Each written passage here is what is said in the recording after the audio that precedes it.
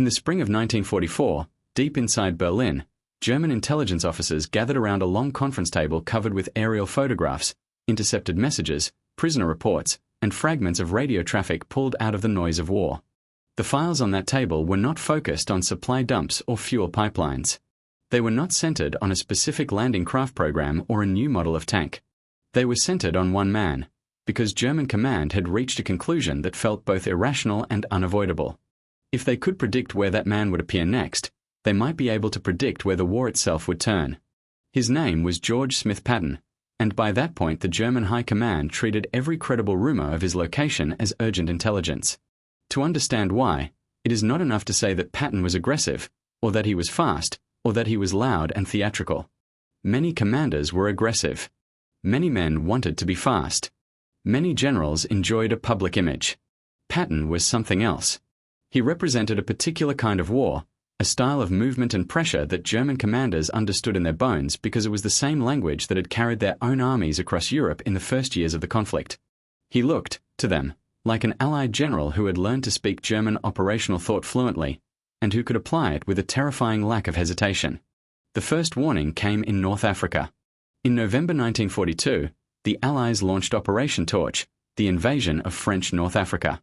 For the United States Army, it was the first large-scale ground operation against Axis forces in the war. German staff officers watched the landing reports carefully, not because they expected an immediate strategic collapse, but because they always studied enemy commanders the same way they studied weather and terrain. They looked for patterns. They looked for habits. They looked for the small decisions that revealed a mind. Patton commanded the Western Task Force in Morocco. The American army, in German eyes, had a reputation at the time for deliberate methods. Build up supplies, prepare overwhelming firepower, advance carefully, avoid unnecessary risk. This stereotype was not entirely fair, but it was common. Patton shattered it immediately. His troops moved with a pace that made German observers uncomfortable, because it suggested urgency not just in tactics, but in intention. Within days he had secured key objectives around Casablanca, stabilized the situation, and forced a political outcome that ended the fighting in his sector.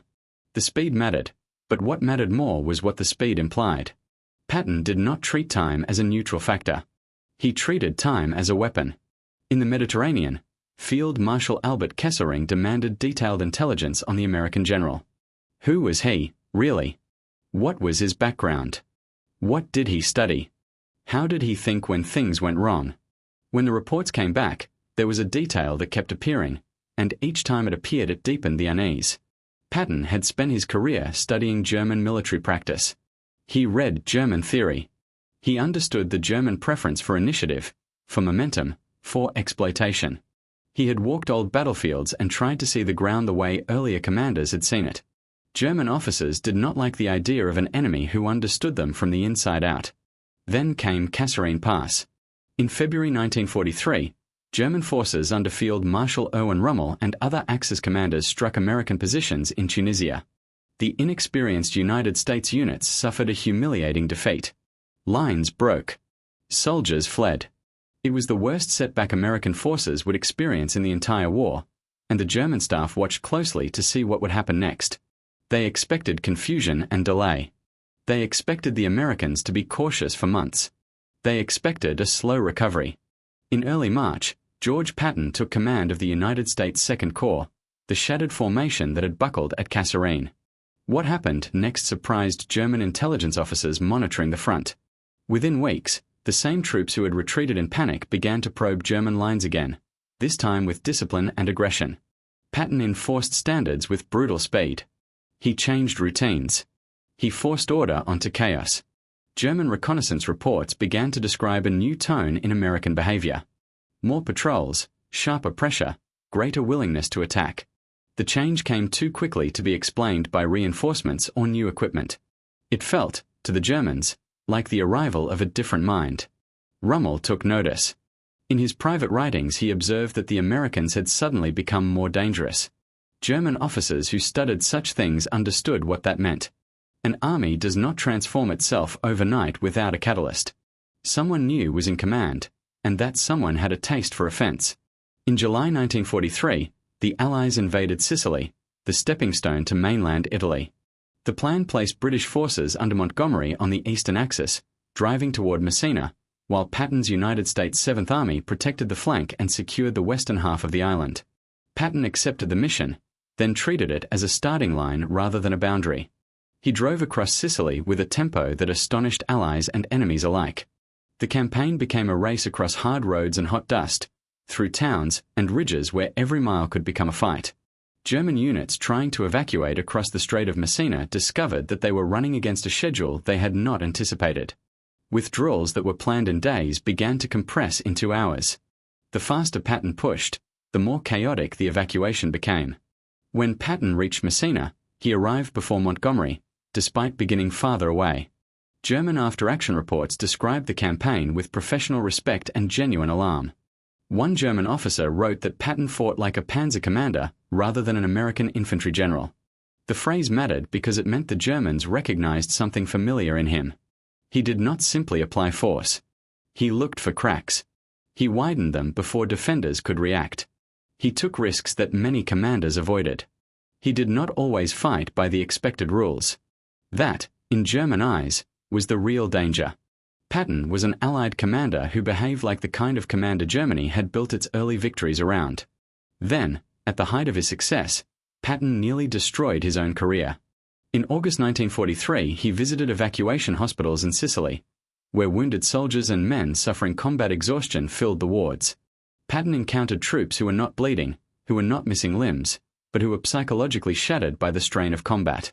Patton, shaped by an older and harsher view of endurance, saw cowardice where medicine saw trauma. He struck one soldier. A week later he struck another and threatened him. The incidents reached Eisenhower. The reaction was immediate and severe. Patton was reprimanded. The story leaked. Newspapers and politicians demanded consequences. Calls rose for Patton to be removed and disgraced. German intelligence monitored the controversy with intense interest. They had identified Patton as a uniquely dangerous commander.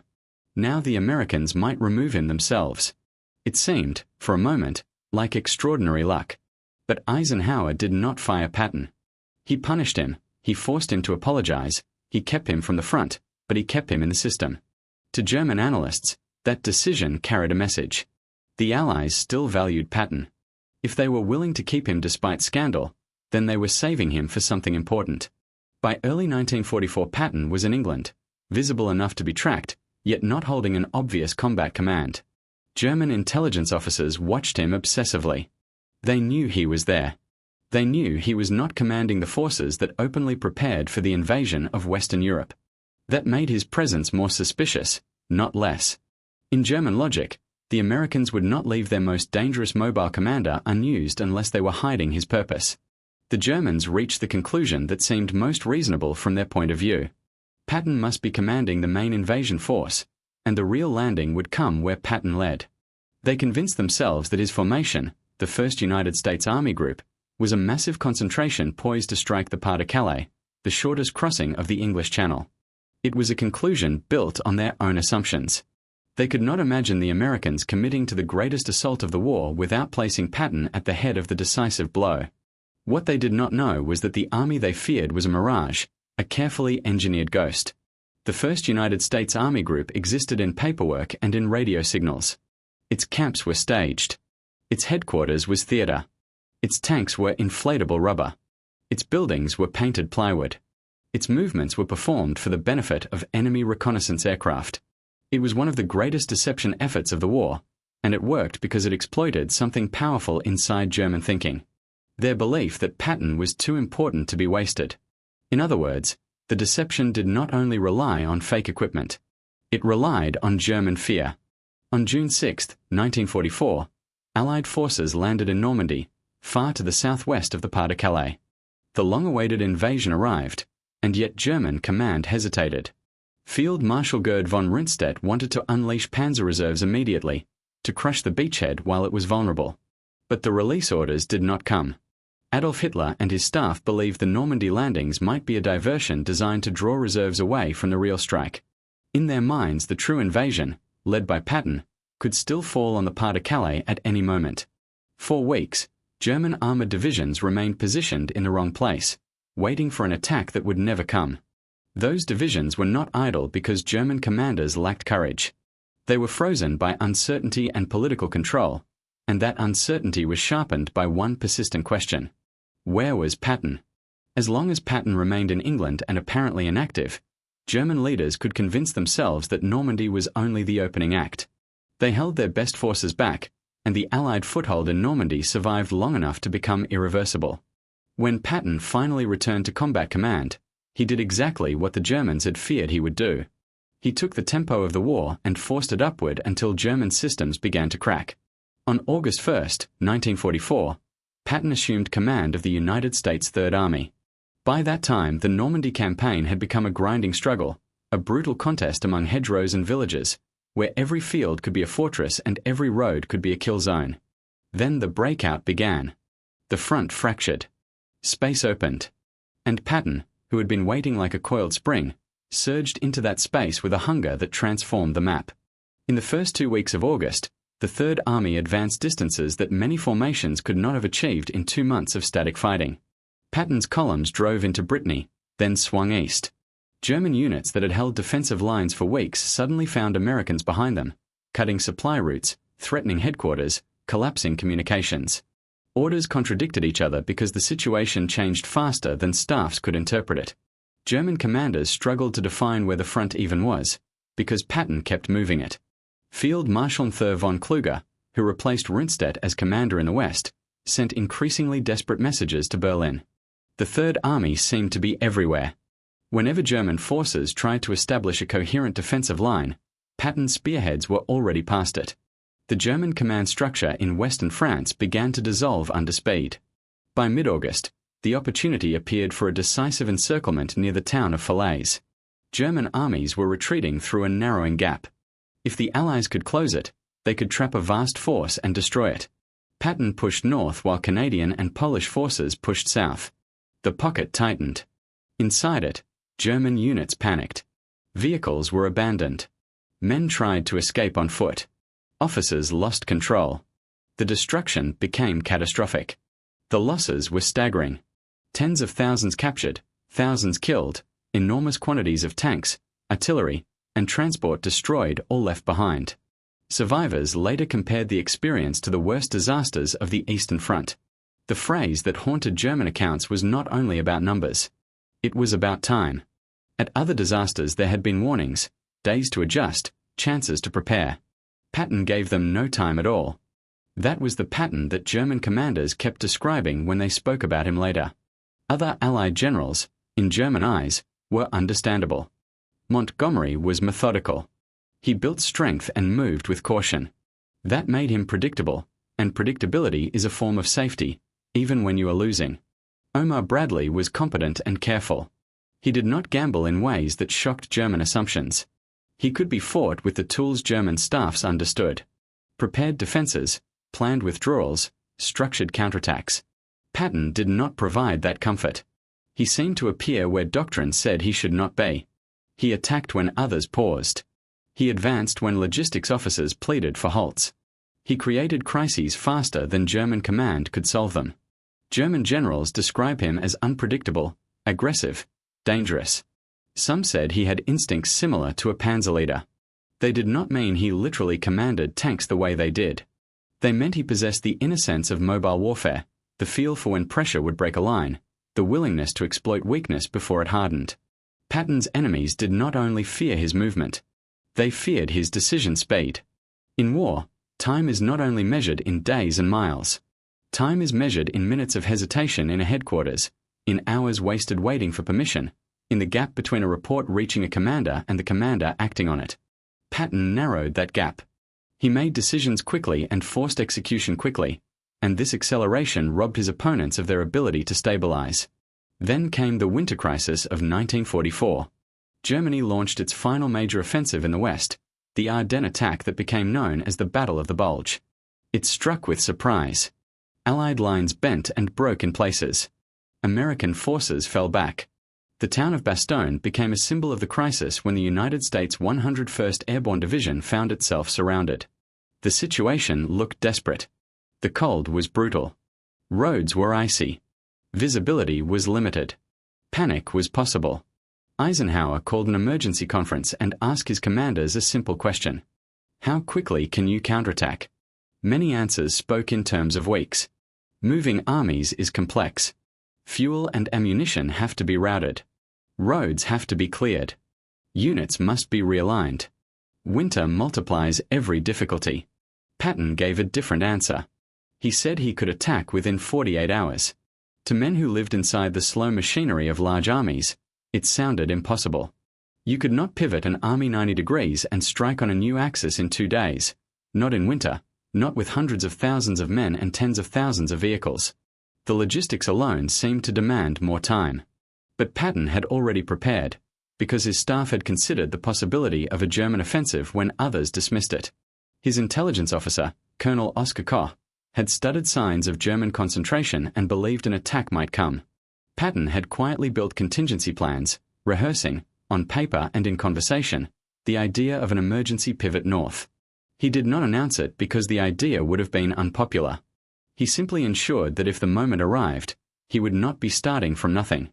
When Eisenhower asked for speed, Patton did not improvise. He executed. Orders went out. Routes were assigned. Traffic control units moved. Columns began to swing north on frozen roads.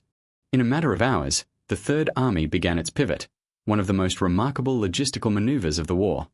Engines roared through the cold. Convoys crawled past wrecks and snowdrifts. Soldiers slept in trucks, in barns, in ditches, wherever they could. It was not elegant. It was urgent. The Germans did not believe it at first. They had expected time, and time was the one resource their offensive depended upon. They believed the Allies would require weeks to reorganize. Instead, Patton's forces hit the southern flank of the German Bulge while German units were still trying to widen it. The relief of Bastogne came on December 26, 1944, and the momentum of the German offensive began to die. After the war, German generals were asked what had gone wrong in the Ardennes. Many answers pointed to the same surprise. They had not expected Patton to respond so fast. They thought they had more time. Once again, from their perspective, they had underestimated his pace, and once again they paid for it. So why did German commanders fear Patton more than any other Allied general? Part of the answer lies in doctrine. German military tradition placed enormous emphasis on speed, aggression, and exploitation. The early victories of the war had been built on these principles. German commanders understood mobile warfare instinctively. It was not just something they read. It was something they lived. Patton understood it too. He studied German tactics for decades. He absorbed their philosophy of war and used it against them. When he commanded, he often fought in a way that German officers recognized as their own style, but applied with American resources and Allied air superiority. That combination felt like a nightmare. The enemy using your own strengths, backed by more fuel, more trucks, more artillery, more aircraft. But doctrine alone does not explain the fear. The deeper reason was psychological. German commanders could anticipate most Allied behavior. They understood British caution. They understood American reliance on firepower and method. They could plan around those patterns. They could build defenses and make assumptions about timing. Patton violated those assumptions. He attacked when logic said to defend. He advanced when supply lines were stretched. He took calculated risks that others refused. His movements were not random, but they were fast enough to appear unpredictable to an opponent trying to model them through reports that arrived late. The Germans did not know what Patton would do next. They only knew that it would be aggressive, and that it would arrive sooner than they wanted. There is a strange kind of respect inside that fear. German officers were not praising Patton because they admired his personality. Many found him arrogant, theatrical, reckless. They feared him because he demonstrated an essential truth of war. A commander who can accelerate the battlefield can destroy an opponent's ability to think. When a front moves faster than a staff can process, the staff becomes irrelevant. When orders arrive after the situation has changed, orders become a burden. When the enemy is already behind you, your prepared line becomes a trap. That was the effect Patton often achieved. He did not only win battles. He created collapse. And that is why, in the spring of 1944, German intelligence officers in Berlin were not simply tracking divisions and bridges. They were tracking a man. They were hunting a name. They were trying, desperately, to place George Patton on a map, because in their minds he was not just a general. He was the spear point of modern mobile war, a commander who fought in a language German officers understood too well, and who spoke it with a speed that made their own system stumble. In the end, the greatest irony was that the Germans feared Patton so deeply that they helped the Allies use him as a weapon even when he was not fighting. They believed he would lead the main invasion, and that belief held their reserves in place while Normandy survived. They waited for him at the Pas de Calais because they could not imagine an Allied high command leaving him out of the decisive blow. Their fear became a lever that Allied deception could pull. Then, when Patton finally arrived on the battlefield, he proved that the fear had been rational. The Third Army surged. The front broke. The pocket closed. The pivot came. Bastogne held. Time became an Allied weapon, and German commanders felt the shock of their own doctrine turned against them. From the deserts of North Africa to the hedgerows of Normandy, from the burning roads of France to the frozen forests of the Ardennes, Patton earned that reputation in the only way reputations like that are earned. By making the enemy experience helplessness in real time, by forcing them to react faster than they could, and by proving again and again that when he moved, the war moved with him, and it moved like lightning. The Germans did not fear Patton because he was loud. They feared him because he was fast. They feared him because he understood what they valued and used it against them. They feared him because he acted before they could think, and because every time they tried to catch up, he was already somewhere else, turning their defenses into dust and their plans into history, leaving behind only the same conclusion in report after report, diary after diary, interrogation after interrogation. Patton was the most dangerous Allied commander they faced, the supreme master of mobile warfare, the general who fought like they did, only better.